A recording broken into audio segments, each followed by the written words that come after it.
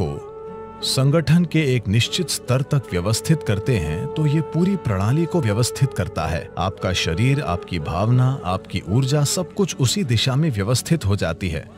जब आपके ये चारों आयाम, आपका भौतिक शरीर, आपका मन, आपकी भावना और मौलिक जीवन ऊर्जाएं एक दिशा में व्यवस्थित हो जाती हैं, जब आप ऐसे हो जाते हैं तो आप जो भी चाहते हैं वो वाकई छोटी उंगली उठाए बिना होता है। आपके काम करने से उसमें मदद मिलेगी, लेकिन कोई काम किए बिना भी आप वो बना सकते हैं जो आप चाहते हैं, अगर आप इन चार आयामों को एक दिशा में रखते हैं और कुछ समय तक उन्हें उसी दिशा में स्थिर रखते हैं। अभी आपके मन की समस्या है कि हर पल ये अपनी दिशा बदल रहा है। ये ऐसा है जैसे आप कहीं जाना चाहते हैं और हर 2 कदमों पर आप अपनी दिशा बदलते रहते हैं, तो आपका मंजिल तक पहुंचना बहुत मुश्किल है, जब तक कि यह संयोग से न हो।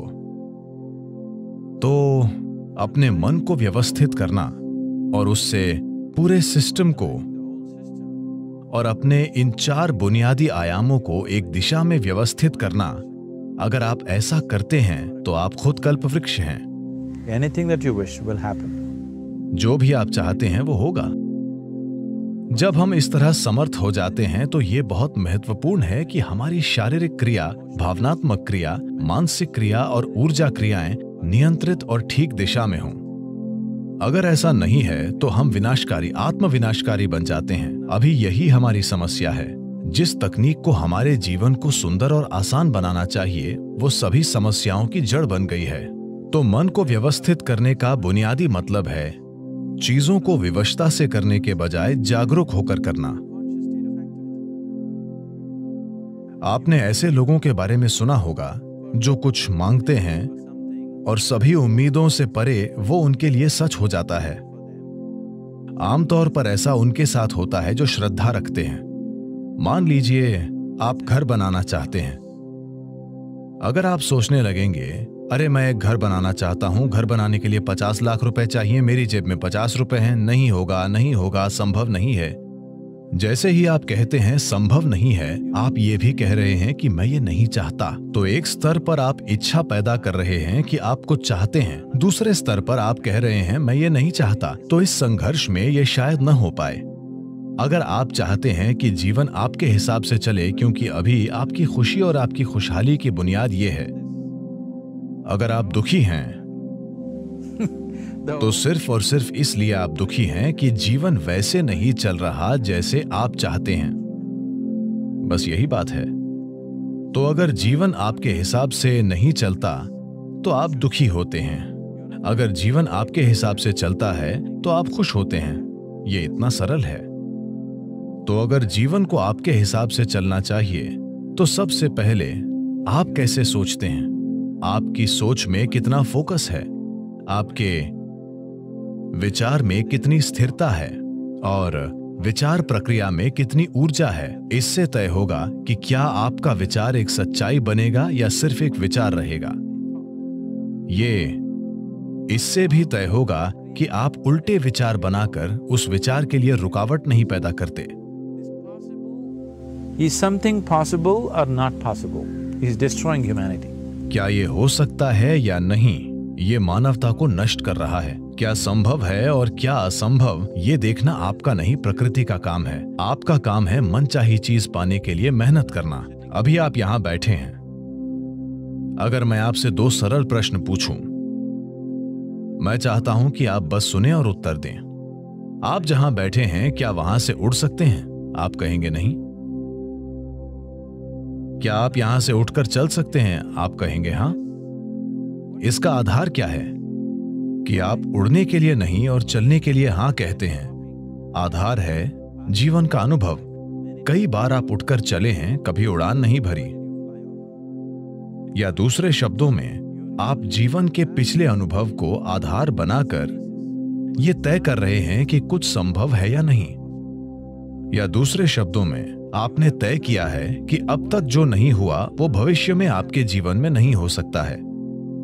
ये मानवता और मानवीय भावना का अपमान है। इस धरती पर जो अब तक नहीं हुआ वो कल हो सकता है।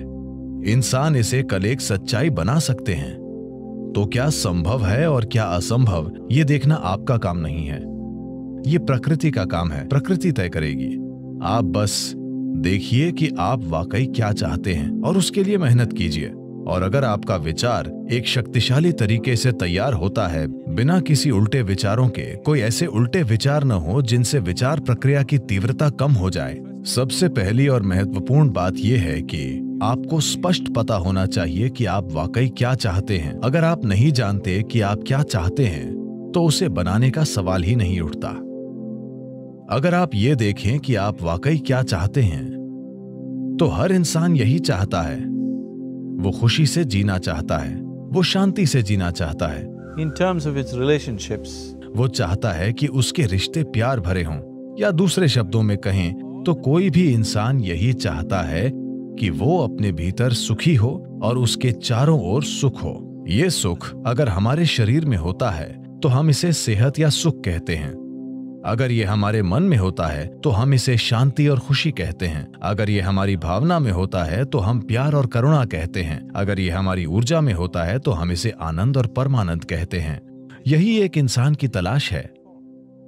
चाहे वो काम करने अपने ऑफिस जा रहा है, वो पैसा कमाना चाहता है, करियर बनाना चाहता है, परिवार बनाए, वो तब भी उसी चीज की तलाश में है। भीतर सुख, चारों ओर सुख।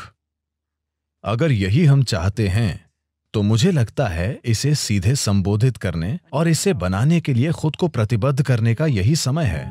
अगर आप खुद को कुछ वाकई अच्छा बनाने के लिए प्रतिबद्ध करते हैं तो आपका मन व्यवस्थित हो जाता है। जब आपका मन व्यवस्थित हो जाता है तो आपकी भावना व्यवस्थित हो जाएगी। भावना का संबंध विचार से है। जब आपका विचार और भावना संगठित हो जाती हैं तो आपकी ऊर्जाएं उसी दिशा में व्यवस्थित हो जाएंगी। जब आपके विचार, भावना और ऊर्जा व्यवस्थित हो जाएंगे तो आपका शरीर व्यवस्थित हो जाएगा। जब ये चारों एक दिशा में व्यवस्थित हो जाते हैं तो आप में मनचाही चीज बनाने और प्रकट करने की जबरदस्त क्षमता होगी। आप कई मायनों में ईश्वर होंगे। जो सृष्टि का स्रोत है वो आपके जीवन के हर पल में आपके अंदर काम कर रहा है। बात सिर्फ ये है, क्या आपने उस आयाम तक पहुंच बनाई है या नहीं। अपने जीवन के 4 मूल तत्वों को व्यवस्थित करके आपको वो पहुंच मिलेगी। ऐसा करने के लिए साधन और तकनीकें हैं। योग का पूरा विज्ञान, पूरी तकनीक जिसे हम योग कहते हैं, वो बस यही है, खुद को सृष्टि के एक टुकड़े से सृष्टा बनाना।